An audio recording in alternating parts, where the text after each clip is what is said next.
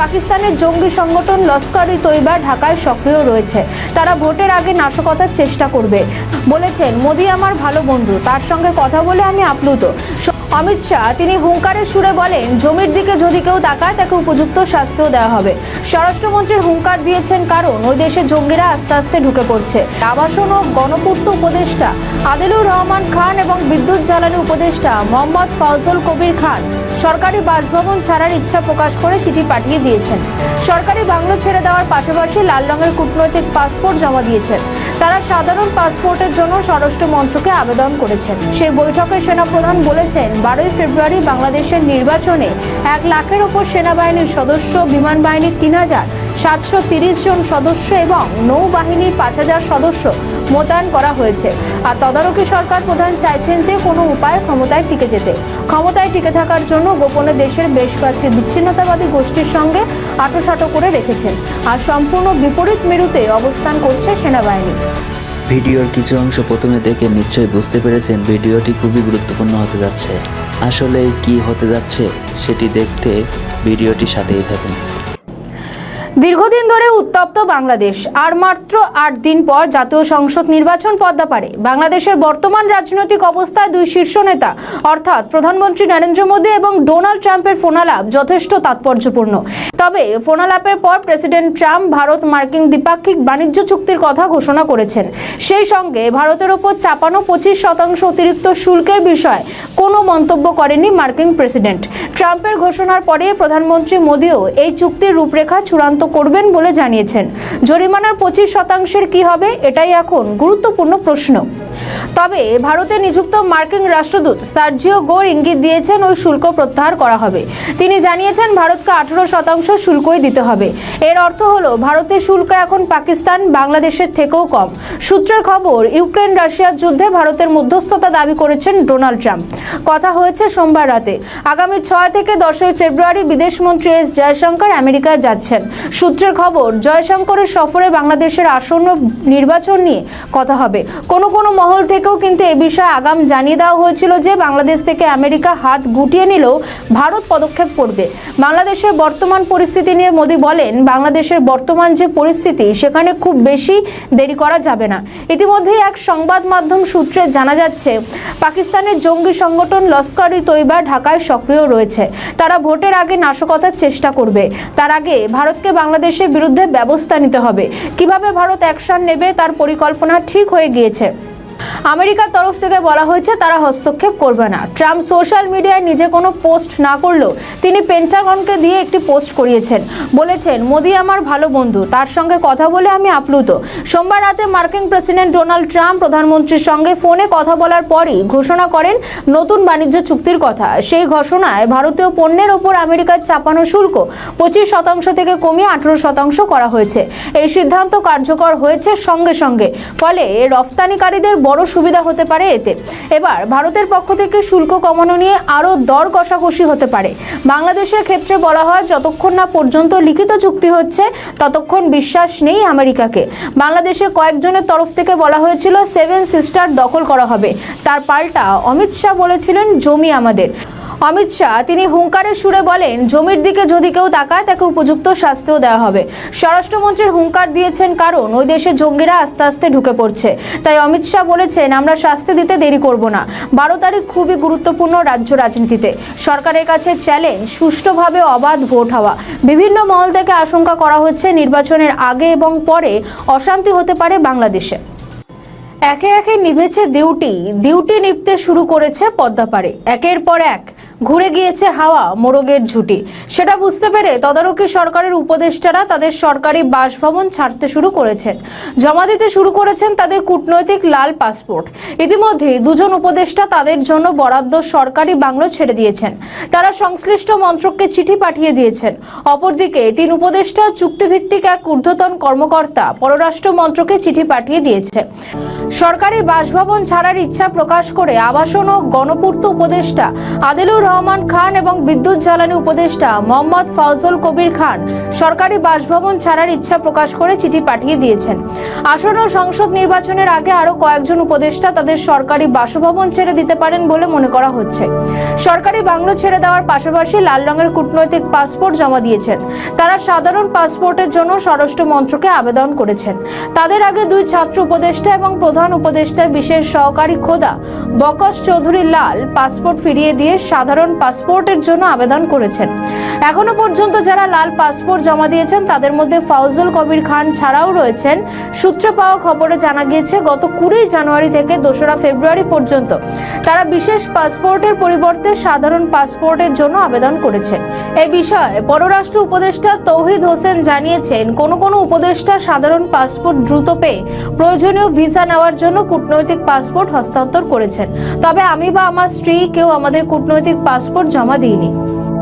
আমি বা আমার স্ত্রী ডিপ্লোম্যাটিক পাসপোর্ট সারেন্ডার করিনি।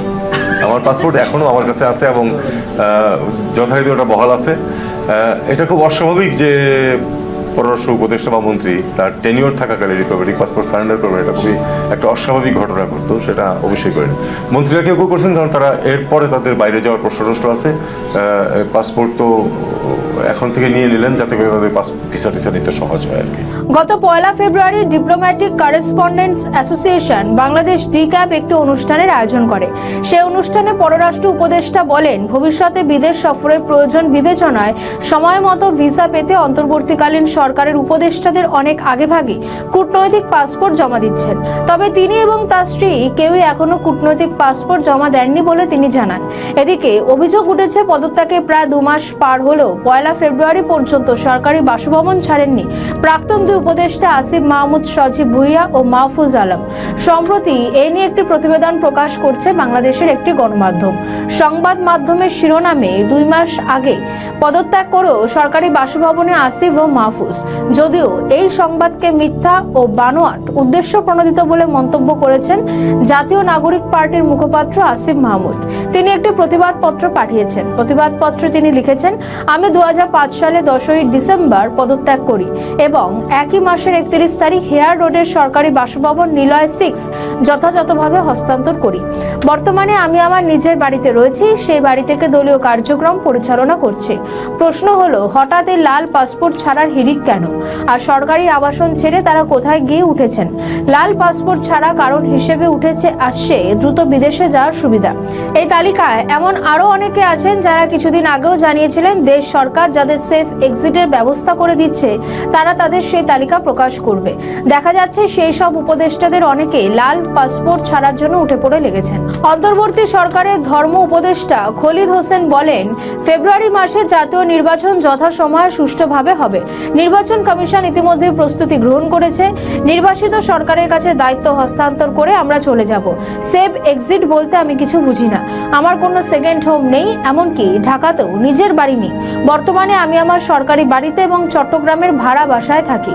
আমি এই দেশের মানুষ, এই দেশ আমার, আমি এই দেশেই থাকবো। ভোটের আগে আইন শৃঙ্খলার যাতে কোনো অবনতি না হয় তা নিশ্চিত করার বার্তা দেওয়া হয়েছে। বাহিনীর তরফ থেকে ইতিমধ্যে একটি বৈঠকও হয়ে গিয়েছে। সেই বৈঠকে সেনাপ্রধান বলেছেন, 12 ফেব্রুয়ারি বাংলাদেশের নির্বাচনে 1 লাখের উপর সেনাবাহিনীর সদস্য, বিমান বাহিনীর 3730 জন সদস্য এবং নৌবাহিনীর 5000 সদস্য মোতায়েন করা হয়েছে। এছাড়াও পুলিশ, আনসার, র্যাব, বিজেপি এবং সিভিল অ্যাডমিনিস্ট্রেশন সবাই মিলে কাজ করবে। সবাই ছিলেন নৌ প্রধান অ্যাডমিরাল এম নাজমুল হাসানু। তিনি জানিয়েছেন, দিন রাত অভিযান চলছে, গ্রেফতার করা হচ্ছে দুষ্কৃতীদের। আমাদের সবার উদ্দেশ্য একটা, সুষ্ঠু, সুন্দর এবং অবাধ নির্বাচন। প্রায় একই কথা শোনা গিয়েছে বায়ুসেনা প্রধান এয়ার চিফ মার্শালের গলাতেও। তিনিও তার ইউনিটের সদস্যদের বার্তা দিয়েছেন। এয়ার চিফ মার্শাল জানিয়েছেন, সুষ্ঠু নির্বাচনী পরিবেশ নিশ্চিত করতে হবে আমাদের। সেই উদ্দেশ্যে সাধারণ ভোটারদের মনে আস্থা জোগাতে হবে। যারা মাঠে মোতায়েন থাকবেন তাদের সবার দৃশ্যমান উপস্থিতি বাড়াতে হবে। তবে এই 3 জনের মধ্যে সেনা প্রধানের বক্তব্য কিন্তু বেশ জোরালো। তিনি জানিয়ে দিয়েছেন যে নির্বাচন হচ্ছে, নির্বাচন না হওয়ার মতন কোনো পরিস্থিতি দেখছেন না। বাংলাদেশের ভোট নিয়ে প্রথম তিনি যে এই কথা বললেন তা নয়। বাহিনীর 50% সদস্যকে ব্যারাকে ফিরিয়ে নেওয়ার মধ্য দিয়ে তিনি তদারকি সরকারকে এই বার্তা দিয়েছেন যে দেশ পরিচালনার দায়িত্ব তাদের নয়, তাদের দায়িত্ব দেশকে রক্ষা করার, দেশের স্বাধীনতা রক্ষার দায়িত্ব তাদের। ভোটে তাদের যে দায়িত্ব পালনের কথা সে দায়িত্ব সরকার তাদের পালন করতে দেবে তো? বাংলাদেশের পরিস্থিতি বেশ জটিল। এই জটিল পরিস্থিতির মধ্যে দাঁড়িয়ে বাংলাদেশের একটি মহল কিন্তু নির্বাচনের ব্যাপারে বেশ আশাবাদী। ভারত ও আমেরিকা চাইছে বাংলাদেশে তদারকি রাজত্ব শেষ হোক, দেশ শাসন করুক জনতার ভোটে জিতে আসা একটি সরকার। আর তদারকি সরকার প্রধান চাইছেন যে কোনো উপায়ে ক্ষমতায় টিকে যেতে। ক্ষমতায় টিকে থাকার জন্য গোপনে দেশের বেশ কয়েকটি বিচ্ছিন্নতাবাদী গোষ্ঠীর সঙ্গে আঁটোসাঁটো করে রেখেছেন। আর সম্পূর্ণ বিপরীত মেরুতে অবস্থান করছে সেনাবাহিনী। সিচুয়েশনটা বেশ ঘোলাটে। এখানে অনেকগুলা ইন্টারেস্টেড পার্টি আছে, অনেকগুলা চক্র জড়িত আছে, অনেকে নিজের দিকে এটার ফলাফল প্রভাবিত করার চেষ্টা করে চলেছে। সরকার বিভিন্ন সংস্থার ভেতরে তারা যেভাবে বিভিন্ন জায়গাতে প্রশাসনের ভিতরে ডিসি, এসপি তাদের দলীয় লোকজনদেরকে নিয়োগ করেছে, এরা যদি তাদেরকে আসলে সহায়তা করতে পারে, যদি বাংলাদেশ সেনাবাহিনী নির্বিকার থাকে এবং এরা সহায়তা করে, তাহলে অবশ্যই তারা তাদের যে টার্গেট তার সেখানে হয়তো পৌঁছানোর চেষ্টা করবে। এই ভোটের অন্যতম গুরুত্বপূর্ণ দিক হলো এক আওয়ামী লীগের না থাকা আর অন্য তারেক রহমানের আত্মপ্রকাশ। আর দ্বিতীয় গুরুত্বপূর্ণ দিক হলো জামাতের সঙ্গে মার্কিং এক প্রতিনিধি দলের সঙ্গে বৈঠক। এই নিয়ে পদ্মাপাড়ের জাতীয় রাজনীতিতে যেমন আলোচনা চলছে সুদূর মার্কিং মুলুকেও। বিশেষ একটি সূত্রে জানা গিয়েছে বাংলাদেশের একটি রাজনৈতিক দল বহু ভোটারকে এক কেন্দ্র থেকে অন্য কেন্দ্রে মাইগ্রেট করে নিয়েছে। ধরা যাক ঢাকা 1 নম্বর, ঢাকা 2 নম্বর আসন।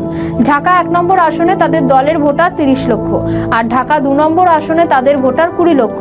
ঢাকা 2 নম্বর আসন থেকে 10 লক্ষ ভোটারকে তারা ঢাকা 1 নম্বর আসনে মাইগ্রেট করে নিয়েছে। ফলে ঢাকা 2 নম্বর আসনে তাদের বিপরীতে থাকা প্রার্থীর পরাজয় প্রায় নিশ্চিত। যদি শেষ মুহূর্তে কোনো অঘটন না ঘটে, এরপরে আরো একটি গুরুত্বপূর্ণ প্রশ্ন ঘোরাঘুরি করছে। সেই প্রশ্ন হলো আওয়ামী লীগের ভোট কার দিকে যাবে? তাদের ভোট ঘুরিয়ে দিতে পারে যাবতীয় হিসেব নিকেশ।